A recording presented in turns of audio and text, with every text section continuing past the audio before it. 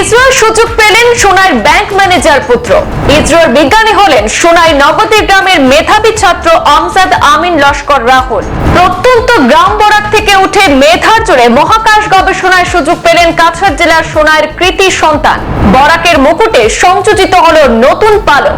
সরকারি পাঠশালা থেকে শিক্ষা নিয়ে আসামের নাম উজ্জ্বল করেছেন বরাকের এক তরুণ। মেধার জোরে সোনাই নবদ্বীপ গ্রাম তৃতীয় খণ্ডের বাসিন্দা তথা পাঞ্জাব ন্যাশনাল ব্যাংকের শিলচর শাখার প্রবন্ধক মকব্বির আলী লস্করের পুত্র Amjad Amin Laskar Rahul. Indian space research অর্গানাইজেশনের কেন্দ্রীয় নিয়োগ বোর্ডের 2023 সালের নিয়োগ পরীক্ষার বাছাই তালিকায় 153 মধ্যে 11 নম্বর স্থান দখল করেছেন আমজাদ আমিন লস্কর রাহুল। এমন অনন্য কৃতিত্ব অর্জনের খবর চাউর হতে এলাকায় খুশির জোয়ার বইছে। শিক্ষক মহল থেকে শুরু করে বিভিন্ন বিজ্ঞ মহল থেকে উষ্ণ অভ্যর্থনা জানানো হচ্ছে কৃতি এই ছাত্র আমিনকে। ছেলের এই সফলতায় গর্ববোধ করছেন পিতা মকব্বর আলী লস্কর এবং তার মা আলিয়া বেগম লস্কর। শুক্রবার এক সাক্ষাৎকারে আমজাদ তার ছাত্র জীবনের বিভিন্ন দিক তুলে ধরে নব প্রজন্মকে লক্ষ্য স্থির করে মনোযোগের সাথে পড়াশোনা করে এগিয়ে যাওয়ার পরামর্শ দিয়েছেন। তিনি বলেন, তার পড়াশোনা শুরু হয় কাবুগঞ্জ 141 নম্বর রামচরণ পাঠশালা থেকে। পঞ্চম এবং ষষ্ঠ শ্রেণী পর্যন্ত লক্ষ্মীচরণ স্কুলে, তারপর শিলচর অধরচাঁদ হাই স্কুলে মাধ্যমিক পরীক্ষায় কৃতিত্বের সাথে উত্তীর্ণ হয়ে উচ্চ মাধ্যমিকে ভর্তি হন রামানুজ গুপ্ত জুনিয়র কলেজের বিজ্ঞান শাখায়। সেখানেও তার ভালো ফলাফল ছিল। তারপর শিলচর আইটিআই থেকে মেকানিক্যাল ইঞ্জিনিয়ারিং ডিগ্রি লাভ করে নিজের অধ্যবসায় এবং পরিবারের প্রচেষ্টায় এই অনন্য সাফল্য অর্জন করতে সক্ষম হয়েছেন বলে জানিয়েছেন আমজাদ আমিন লস্কর ওরফে আমিন। আমার নাম হচ্ছে আমজাদ আমিন রাহুল।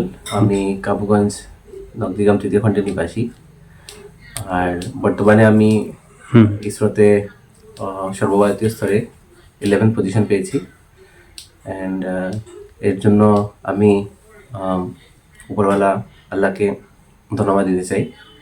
ওনার জন্য সব কিছু হয়েছে, ওনার রহমতের জন্য হয়েছে। আর তারপরে আমি মনে করি আমার মা বাবার আমার জন্য অনেক বড় ইন্সপিরেশন। ওনারা যেভাবে আমাকে সাপোর্ট করেছেন তা অন্য কেউ করতে পারতেন না। তারপরেও এই বয়সেও ওরা যেরকমের কঠিন পরিস্থিতিতে আমার পড়াশোনা বা যাই হোক মানে পুরো সব কিছু চালিয়ে গেছেন, তার জন্য ওদেরকে অশেষ ধন্যবাদ। আর আমার পরিবারের অন্য সদস্যরা, আমার 3 জন বোন আছেন, তো ওদের জন্য আমি অনেক বেশি কৃতজ্ঞতা প্রকাশ করছি। তারপরে আমার ফ্রেন্ডস যারা আছে, তারপরে আমার বিশেষ ফ্রেন্ডস যারা আছে, ওদেরকেও ধন্যবাদ। আমার একজন খুবই প্রিয় ফ্রেন্ড আছে, ও আমাকে সবসময় হেল্প করেছে। ইভেন আমার বিটেকের টাইম থেকেও আমার সঙ্গে ছিল, তো সবসময় সাপোর্ট দিয়েছে ও, তো ওকে অনেক বেশি ধন্যবাদ। তারপরে আমার বিটেকের ফ্রেন্ডস, স্কুলের ফ্রেন্ডস, তারপরে যখন এমটেক করেছি আমি আইআইটি খড়গপুর থেকে, ওখানেও আমার অনেক ফ্রেন্ডস ছিল যারা আমাকে পড়াশোনায় অনেক সময় সাহায্য করেছে। তো সবাইকে আমি ধন্যবাদ জানাতে চাই। আর আরেকটা কথা বলতে চাই যে এটাও আমি আমার যারা টিচার্সরা ছিলেন ওদের কথা আমি তো কখনো বলতে পারবো না। ছোট থেকে আমি স্কুলে যখন ছিলাম একদম পাঠশালা থেকে শুরু করে এখন অবধি এমটেক করেছি, তো সব সময় আমি টিচার্সদের খুবই সাপোর্ট পেয়েছি। ওরা যদি থাকতেন না তাহলে হয়তো আমি এইরকম কিছু অ্যাচিভ করতে পারতাম না। তারপরে আমি বলবো যে অনেকগুলো টাইম গেছে যখন আমার নিজের উপরে আমার ডাউট ছিল যে আমি করতে পারবো কিনা। তখন বিশেষ করে আমার ফ্যামিলি, আমার ক্লোজ ফ্রেন্ড সার্কেল, রিলেটিভস, ওরা সবাই হেল্প করেছে। তো তার জন্য আমি ওদের কাছে সর্বদা কৃতজ্ঞ থাকবো। আর এই ভিডিওটা যারা দেখছেন, যারা নতুন প্রজন্ম আছে বা আগামীতে যারা শুধু ইসরো বা এরকম কিছু বৈজ্ঞানিক সংস্থা না, যে কোনো জায়গায় বা যে কোনো ওদের যা লক্ষ্য আছে, ওরা যদি কোনো কিছু লক্ষ্যে পৌঁছতে চায় তাহলে আমি ওদেরকে বলবো যে তোমরা নিজের চেষ্টাটা চালিয়ে যাও। কারণ কখন তোমার লক্ষ্যে তুমি পৌঁছে যাবে সেটা কেউ বলতে পারবে না। সেটা ডিপেন্ড করবে উপরওয়ালার মর্জির উপর, তোমার অধ্যবসায়, তুমি কীরকম হার্ডওয়ার্ক করছো, এইসবের উপর ডিপেন্ড করবে। আরেকটা কথা হচ্ছে কি, তুমি সবসময় তোমার ক্যারেক্টার, তোমার ব্যবহার আর এজ এ পার্সন মানে ব্যক্তি হিসেবে তোমার মধ্যে কিছু আদর্শ তুমি মেনে চলতে হবে।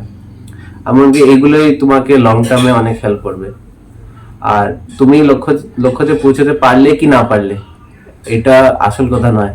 ওই লক্ষ্যতে পৌঁছার সময় তুমি যে স্ট্রাগল করলে, যে কিছু লেসেন্স তুমি লার্ন করলে, ওইসব নিয়ে তুমি জীবনটাকে আরো ভালোভাবে চিনতে পারবে, নিজেকে আরো ভালো করে চিনতে পারবে, নিজের ব্যক্তিত্বকে নিয়ে তুমি আরো বেশি ক্লিয়ার হতে পারবে কি তুমি কি ধরনের মানুষ। আচ্ছা, তোমার ছোটবেলায় পড়াশোনা মানে কোন স্কুল থেকে শুরু হয়েছে? ছোটবেলায় শুরু হয়েছে আমার 141 নম্বর রামচন্দ্র পাঠশালা থেকে। তারপরে আমি ক্লাস 5 and 6 এ পড়েছি লক্ষ্মীচরণ হাই স্কুলে। তারপরে গ্রামের স্কুলে পড়া শেষ করে আমি ক্লাস 7 থেকে শিলচরে চলে যাই। ওখানে ওদচান হাই সেকেন্ডারি স্কুলে ভর্তি হয়েছিলাম। তো ক্লাস 10 অবধি আমি ওখানে দিয়েছি। তারপরে 11-12 এর জন্য সায়েন্স বিভাগে আমি রামানুজগুপ্ত জুনিয়র কলেজে পড়েছি।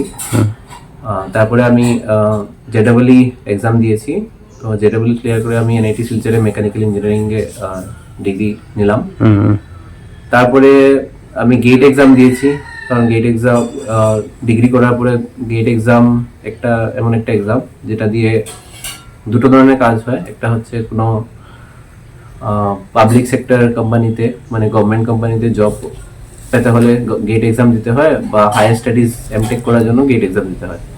তো আমি গেট এক্সাম দিয়েছিলাম 2020-তে। তখন আমার প্রাথমিক লক্ষ্য ছিল যে আমি গভর্নমেন্ট একটা জব জয়েন করব, কিন্তু তখন কোনো কিছু কারণে কোভিড ছিল, এসবের জন্য গভর্নমেন্ট জব হয়নি। কিন্তু আমি মনে করি ওই সিচুয়েশনটা ভালো ছিল, কারণ গভর্নমেন্ট জব যদি পেয়ে যেতাম তাহলে হয়তো আমি আর ইসরোর জন্য চেষ্টা করতাম না। তারপরে আমি ওই আসাম সরকারের অধীনে জল জীবন মিশনে আমি 2 বছর চাকরি করেছি শিলচর ডিভিশন 1 পিএইচডি ডিপার্টমেন্টে। ওখান থেকে 2 বছর চাকরি শেষ করার পরে আমি চলে গেলাম আমার হায়ার স্টাডিজের জন্য। আমি আইআইটি খড়গপুর থেকে মেকানিক্যাল ডিজাইনে মাস্টার্স কমপ্লিট করেছি। 2022-তে এনরোল করেছিলাম, আর 24-এ আমার মাস্টার্সটা শেষ হয়েছে। ডিউরিং আমার মাস্টার্স আমি ওই প্লেসমেন্ট সিজনে বসেছিলাম। তখন আমার প্লেসমেন্ট হয়েছিল ব্যাঙ্গালোরে একটা US based company, general electric. তো এখানে আমার মেইনলি রোল ছিল অ্যাজ এ এডিশন ইঞ্জিনিয়ার আমি জয়েন করেছিলাম। ওই রোলটাও আমার অনেক বেশি ভালো লেগেছে, কোম্পানিটা অনেক বেশি ভালো ছিল, টেকনিক্যাল কাজ ছিল পুরো। ওইখানে আমি জুলাইয়ে জয়েন করেছিলাম 2024-এ, আর জাস্ট রিসেন্টলি আমি নভেম্বরে রিজাইন করেছি।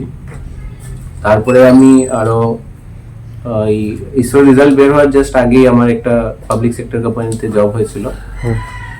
কিন্তু এখন যেহেতু ইসরো রেজাল্ট বের হয়ে গেছে, তাহলে আমি ওইটাতে জয়েন করছি। আচ্ছা, তো এখন মানে কিরকম লাগছে এই জবটা, মানে ইসরোতে যে তুমি সিলেকশন পেয়েছো তার জন্য কিরকম লাগছে? মানে স্বাভাবিকভাবে খুবই ভালো লাগছে। মানে আমার আগে থেকে ইচ্ছে ছিল যে আমি অনেক ছোট থাকতেই ঘরে বা বাবাকে সবাইকে বলতাম যে ভবিষ্যতে আমি কিছু একটা করবো বা বৈজ্ঞানিক হবো, এরকম বলতাম। কিন্তু তখন আমি জানতাম না অ্যাকচুয়ালি কাজটা কি। তখন ছোটবেলায় আমি এমনিতেই বলতে থাকতাম। বাট যখন আমি বড় হয়েছি, ইঞ্জিনিয়ারিং করেছি, তখন ধীরে ধীরে আমি রিয়েলাইজ